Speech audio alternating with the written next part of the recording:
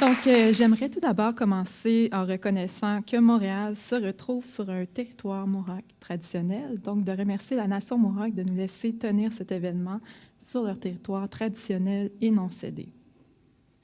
La thématique de cet événement est différente de nature. Puis je pense que je suis en quelque sorte différente de nature depuis ma naissance, en fait, parce que j'ai grandi dans deux cultures complètement différentes toute ma vie. Donc, ma mère est algonquine et mon père est québécois. Et je peux vous garantir que, à cause de ça, j'ai quand même fait face à plusieurs défis. Ça n'a pas toujours été facile de grandir dans deux mondes complètement différents. Mais finalement, je le vois vraiment de manière positive, dans le sens que ça me permet de faire le pont entre les différentes cultures. Ça fait plusieurs années que je milite pour la cause autochtone. Ça fait 8 ans que je travaille chez Femmes autochtones du Québec. J'ai été largement impliquée dans la branche québécoise du mouvement social autochtone Idle No More. Récemment, j'ai décidé de cofonder l'organisation Mikana parce que je trouvais qu'il y avait trop de méconnaissances sur les questions autochtones. Qu'est-ce qui est intéressant, c'est que ces différentes expériences-là, ces différentes initiatives ont eu comme avantage de remettre les questions autochtones à l'ordre du jour. Et dernièrement, au cours des dernières années, au cours des derniers mois, j'ai eu vraiment une tonne de personnes qui m'ont approché, qui m'ont posé tellement de questions sur comment est-ce qu'ils pouvaient contribuer à la cause autochtone, qu'est-ce qu'ils pouvaient faire pour aider les Autochtones, quelle approche est-ce qu'ils devraient avoir, etc. Donc, pour la toute première fois, j'ai décidé de vous partager, en fait, quelques conseils sur comment est-ce que vous pouvez bien contribuer à la cause autochtone, comment être des bons alliés. C'est la première fois que je fais ça, en fait, donc c'est un scoop. Et donc, c'est des conseils là, de comment est-ce que vous pouvez collaborer, en fait, avec les Autochtones. Avant d'aller plus loin, donc je ne vois pas très bien, mais j'aimerais savoir, à main levée dans la salle, combien il y a de gens ici qui savent qu'il y a combien de nations autochtones au Québec? OK, je ne vois pas très bien, mais j'en vois pas beaucoup. Combien de personnes ici connaissent la loi sur les Indiens? Ou en ont entendu parler? OK. Combien de gens ici ont déjà entendu parler du régime des pensionnats? Okay. Donc, vous avez aussi sûrement entendu parler de la Commission de vérité et réconciliation. Et combien de personnes ici seraient capables de nommer un appel à l'action de la Commission de vérité et réconciliation? OK. Donc, en fait, c'est pour faire réaliser tout d'abord vraiment l'importance de bien connaître l'histoire des Autochtones, les réalités autochtones, en fait, pour bien contribuer à la cause, parce que souvent, quand on constate les enjeux contemporains autochtones, c'est qu'on voit seulement les symptômes. Bien connaître l'histoire, bien connaître les réalités autochtones, ça nous donne vraiment une bonne base pour connaître les racines profondes qui expliquent la situation actuelle. Donc, pour vous aider, j'ai mis une petite carte des nations autochtones au Québec et au Canada. Donc, un petit rappel qu'il y a 11 nations autochtones juste ici au Québec. Je vous invite également à bien connaître la nation autochtone, donc le territoire de la nation autochtone sur lequel vous vous trouvez, de la région où est-ce que vous habitez ou de la région d'où est-ce que vous venez.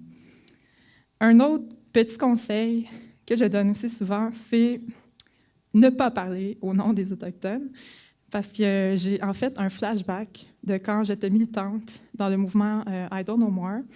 Et je me rappelle, j'écoutais TVA, et je suis tombée sur un panel, donc un débat, qui se nommait « Devrait-on abolir les réserves ?» Et ceux qui intervenaient dans le débat, c'était Richard Martineau, Isabelle Maréchal et un anthropologue spécialiste des questions autochtones. Et je me suis dit, oh mon Dieu, comment est-ce qu'on peut aborder une question autochtone aussi cruciale sans le moindrement inclure une personne autochtone qui puisse exprimer son opinion? Donc, ce que je conseille, en fait, c'est de réfléchir à comment est-ce qu'on peut créer des espaces qui valorisent le leadership, qui valorisent la voix des personnes autochtones. Aussi, un autre conseil, aller au-delà des bonnes intentions. Malheureusement, toute l'histoire de la colonisation est en fait basée sur des bonnes intentions. Les pensionnats étaient de bonnes intentions. La loi sur les Indiens était une bonne intention à l'origine. Et je vois aussi différentes situations aujourd'hui de cas d'appropriation culturelle. Porter une coiffe, une fausse coiffe autochtone, je sais que c'est rempli de bonnes intentions, mais ça n'aura malheureusement pas nécessairement les impacts voulus positifs sur les communautés autochtones. Donc, un questionnement que je vous invite à avoir, c'est plutôt est-ce que j'avais des bonnes intentions, mais plutôt quel impact positif que mon action pourrait avoir sur les communautés autochtones et pour la cause autochtone. Autre conseil, aller au-delà des alliances de circonstances. J'ai souvent vu des situations dans lesquelles je me suis moi-même retrouvée et que j'étais en fait un peu l'autochtone de service, si je peux dire. Je sais que ça peut arriver pour différents groupes. Donc, c'est une invitation aussi à pousser la réflexion plus loin sur comment est-ce qu'on peut aller au-delà des alliances ponctuelles, comment est-ce qu'on peut développer des relations plus durables entre autochtones et non-autochtones.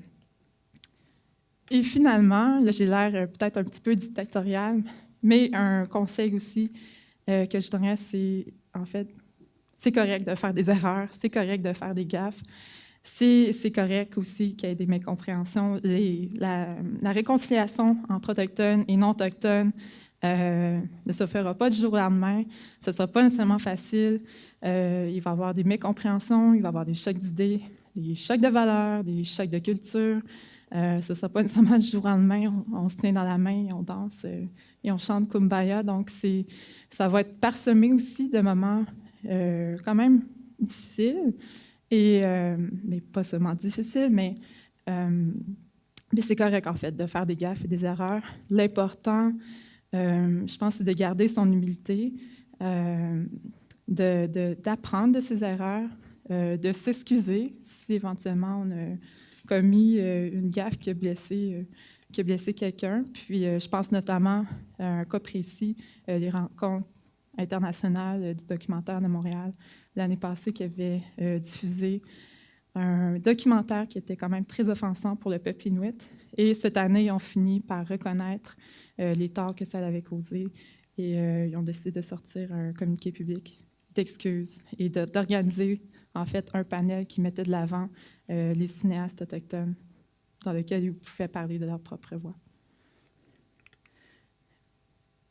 J'aimerais peut-être présenter, tout au long de mon parcours, j'ai quand même fait face à différentes initiatives vraiment inspirantes en termes de relations, de collaboration entre autochtones et non-autochtones.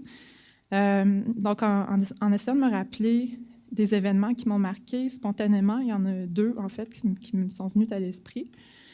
Et la première, c'est le protocole de solidarité qui a été signé entre Femmes autochtones du Québec et la Fédération des femmes du Québec. Et en fait, j'ai vraiment réalisé que les femmes sont souvent à l'avant-garde en termes d'amélioration des relations entre autochtones et non-autochtones. Et la Fédération des femmes du Québec a en fait compris qu'elle ne pouvait parler au nom des femmes autochtones, qu'elle ne pouvait agir ou organiser des programmes pour les femmes autochtones sans travailler avec Femmes autochtones du Québec, qui a été fondée il y a plus de 40 ans, qui travaille auprès des femmes autochtones depuis plus de 40 ans, qui connaît bien la situation, les besoins spécifiques des femmes autochtones. Donc, en 2004, il y a une déclaration solennelle de solidarité d'égal à égal qui a été signée entre la Fédération des femmes du Québec et Femmes autochtones du Québec. Et c'est un exemple que j'utilise souvent, une bonne pratique qui devrait même être utilisée au niveau politique et à différentes échelles. Et pour terminer, un moment en fait qui m'a vraiment marqué dans tout mon parcours, c'est ça, au tout début, je vous disais que j'avais grandi dans deux cultures différentes. Le moment, en fait, que j'avais réalisé que j'étais différente, c'est quand moi et mon petit frère, c'est quand il y avait d'autres élèves qui nous appelaient Mohawk, qui nous traitaient de Mohawk, de Warrior. C'était c'était pas dit de manière positive, donc c'était péjoratif, parce que c'était dans une école québécoise, puis ils savaient que moi et mon frère, on était autochtones. Donc, j'étais très, très jeune pendant la crise Oka, mais déjà, ça m'affectait d'une certaine manière.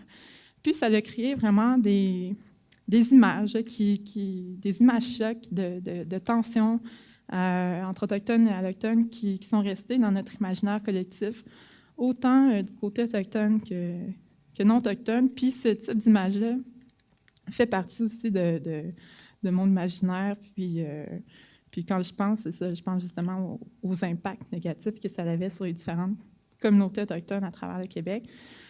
Donc, c'est une image aussi là, qui parle beaucoup d'elle-même puis qui a vraiment un historique là, de tension entre autochtones et allochtones. La photo à droite, donc la photo à gauche, c'est en 1990. La photo à droite, c'est en 2013. Et c'est au même endroit, ou presque. C'est à Oka. Et les Mohawks de Kanesatake, juste à côté de Oka, avaient décidé d'organiser une manifestation pour dénoncer les sables bitumineux, le passage des pipelines sur leur communauté. Donc, c'est dans le cadre d'un appel à l'action nationale qui avait été lancé par des groupes écologistes, des groupes militants. Les Mohawks ont répondu et des Québécois qui étaient à Montréal, au lieu de rester à Montréal, sachant que les Mohawks avaient déjà organisé quelque chose, ont décidé d'organiser un autobus et d'aller se joindre aux Mohawks et d'aller, en fait, militer avec eux contre les pipelines et les sables bitumineux.